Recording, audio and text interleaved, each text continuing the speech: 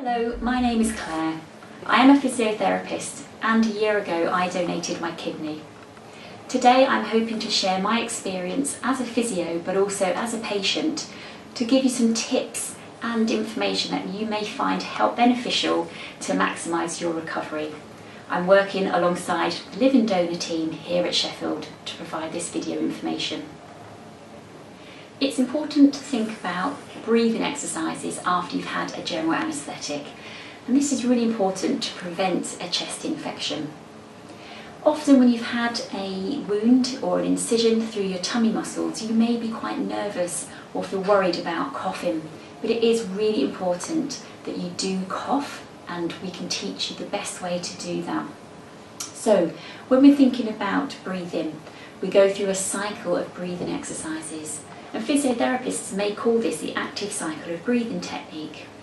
What we're wanting to do is to make sure that the oxygen comes into your lungs and goes to the base of your lungs to fully expand your lungs. So you can put your hands on the base of your lungs and you can think about taking some deep breaths in through your nose and out through your mouth. And what we can do is repeat this 3 times, then you do a few normal breaths, repeat that 3 more times with the deep breathing exercises, and then you can go on to do a supported cough. So I'm going to demonstrate using either a towel from the hospital into a pillowcase. You can fold the towel up and you can put this as a support pillow over your incision.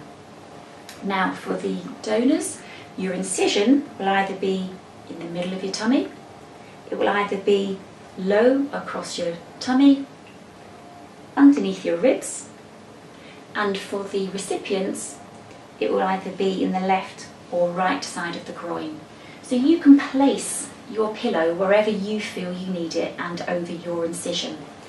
So don't be scared to cough, don't be scared to clear any phlegm that you feel is building up. So you can put your pillow onto your tummy. You can have one hand over the other. And when you have done your breathing exercises, you hold on to your tummy, support yourself and have a strong cough. And this really does take the edge off the pain and the discomfort, and it gives you that confidence to cough and clear anything on your chest. So in the first few days, when you may not be as mobile after you've had the operation, it's really important to look after your circulation, and this is to prevent a clot forming in your body. So you will be given some TED stockings through the hospital, and these are stockings that go on the legs up to the knee. But there are some other exercises that you can do whilst you're in bed to prevent clots forming. So for example, we can start at the feet, and you can move your feet up and down in this direction. And you can also circle your feet around. Whilst you're in the bed, it may also be quite nice to move the knees and the hips up and down. And again, you'll feel a little bit stiff, so this is a good way just to keep your joints moving and feeling like you're able to move when you need to in the next few days. So if we think about your thigh muscles, again we can push down on the thigh muscles by the side, and you may repeat these up to say 10 times. Likewise with the ankle exercises, you may repeat those 10 times.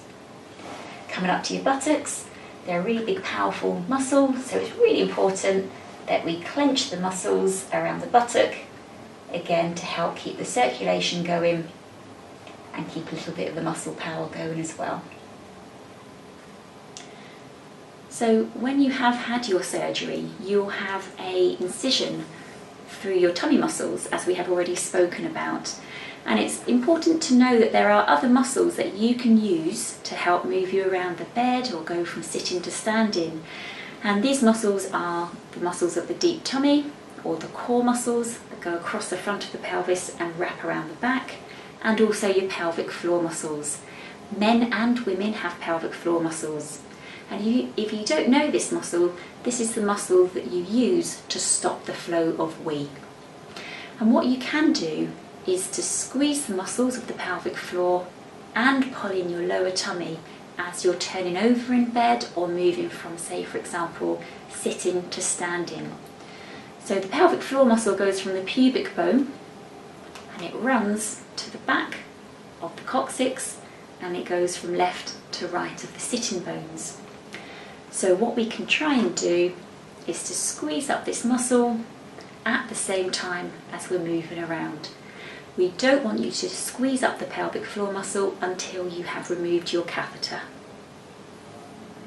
So here are some tips about how to best get in and out of bed and how best to move around the bed.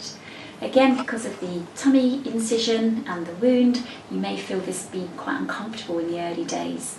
But remember the pelvic floor and pulling that up as you're moving. This is the big thing to remember. So what we're going to do is, when you're on the hospital side of the bed or your bed at home, you're wanting to pull up your pelvic floor, pull in that lower tummy muscle, and now this is where we're going to use momentum of our body and also our elbows. So you're going to come onto your side, bring your feet up onto the bed and just pause. Don't be in a rush to get back onto your back. You're going to pull your pelvic floor up. You're going to put your feet into the bed, lift your bottom up, and that will get you around nicely. When you're in this position, if you're wanting just to adjust, push down through your feet to lift your bottom up. And this again can help make those little adjustments rather than pulling through your incision, which will be uncomfortable to start with. In this position again, it may well be quite nice to keep the knees bent up and do some pelvic tilting to relieve some of the pressure and also trapped wind. So you think about arching your back and then flattening your back into the bed. And this movement really helps in those early days just to get things moving and help with the trap wind. So to get up, what we're wanting to do is the reverse. We don't want to try and sit up using our tummy muscles because that would be too much pressure through your tummy wound. So think about the pelvic floor. You're going to squeeze up, pull in your lower tummy, use your feet, start to go over onto your side. Once you're in this position, start to have your hands planted in the bed, the feet come off the bed and you push up, coming into a sitting position. And that's the easiest way to get in and out of bed, and we call this a log rolling technique. So what you might find really helpful is some ideas as to different positions to sleep in. And when you're in hospital, it may be a little bit limited, but when you get home, you'll be able to be creative with your own pillows. But I also brought my own pillows into hospital as well, just so that I had options. So if you are a back sleeper, what's good to do is to put a few pillows underneath your knees, and this allows your back to go flat rather than being arched. So if you are a back sleeper, you can then get into this position at home and to rest and relax as you are trying to sleep. So from personal experience, when I laid on my side, I found this a really uncomfortable position to start with, and that's because where your incision is in your tummy, it tends to drag a little bit downwards. And so what I found really useful is having a pillow or a cushion just underneath the side so that your tummy could then be supported by the cushion underneath.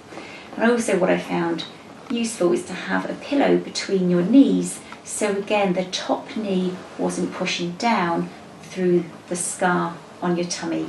So this was a really nice, comfortable position to sleep in. So if you're not sure whether you want to be on your side or on your back, you can almost go through this half position where again your knees are supported with a pillow, and you can then put a pillow or a cushion in your sort of along your lower back, and you can turn almost half into it here. And if you had more pillows, again you may have a pillow over or underneath your tummy on this side. But again, this is quite a comfortable position to go into when you didn't want one or the other position. So it's a half and half position. So it's also good to know that you can do some movements in standing or even in a forward lean position, for example over a kitchen counter or the back of the hospital bed or in a cabinet. So what we're trying to do is to increase the movement of the lower spine. It may relieve some tension, and also it can help relieve wind as well. So thinking about the pelvic tilt movement, imagine you've got a tail on the lower part of your sacrum and your coccyx, and you can tuck your tail between your legs and stick your tail in the air. So you can repeat this movement sort of 5-10 times just to get that relief of the movement. You can add a circular movement in here where you get a nice motion around the hips and the lower back. And again, it's just to help any of the stiffness or the soreness you may feel in your lower back, having been in bed for the first 24 hours. And you can continue this when you get home if you feel particularly stiff in the morning or at any point in the day. So for those of you who are going to be donating, I thought I'd share a personal experience, and that's when you're moving around in the bed and you're laying from one side to the other. And the first time I laid to one side when I was in the hospital, I did have a bit of a strange feeling that my internal organs are sort of trying to find their new position because there was more space. And so, I guess don't be alarmed if you feel that there's a little bit of a shift around when you're moving side to side. And I'd probably say that this feeling lasted about 1 to 1.5 weeks, and then I absolutely don't feel anything now as I'm moving around in bed. So as donors, it's really important that we think about using any tips and techniques to prevent constipation and to really get the bowels moving after surgery. So you will know already that there is a shopping list of what you can bring into hospital to aid a really good diet to get your bowels moving. So for example, dried prunes, tinned fruit, these are all really good movers and shakers of the bowel. What we're also wanting to do is to encourage plenty of fluid. And fluid itself makes sure that the poo consistency stays soft, so that when you do come to pass in that bowel movement, it's a nice consistency to pass. So drinking at least 1.5 litres of fluid a day is really key. So when you start to eat a little bit more after surgery, you'll start to feel that you may start to pass wind, and this is a sign that your bowels are waking up. And you may then start to feel that you have an urge to go to the toilet. And so here are some of the tips to think about optimum ways or positions to go into to have a successful bowel movement. So traditionally when you sit on a toilet, often we go into a slump position, and this doesn't help the bowel go into the correct place or position to have a successful poo.